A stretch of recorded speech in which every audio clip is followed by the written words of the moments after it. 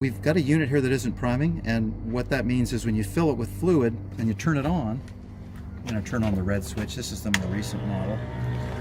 You hear it hum and there's water in there, but it's not going into the inlet of the pump. If you let it sit there for long enough, it probably will eventually prime. Also, you can pull out that filter to let flow go better.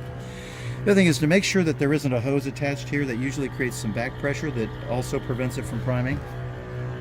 Since that isn't priming at this point, I'm going to just show you the fastest way with the garden hose. Here's how to prime a pump using a garden hose. Go inside the tank, pull out the fine filter, turn on the unit, grab the end of the garden hose, hold it in place, and hold it right on the inlet. Turn on the garden hose.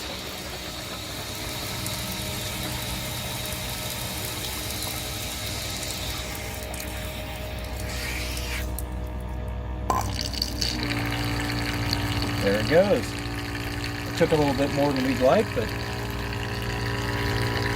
Okay, this is a follow-up to using the garden hose to prime your tank. If you don't have a garden hose handy, it'll work also if you fill your tank up to almost full and let it sit overnight. Eventually that percolates the bubbles out of the diaphragm.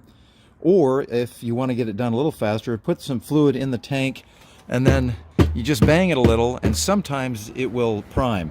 Ideally, we prefer to quickly prime it to use the garden hose, but you can use these other methods as well.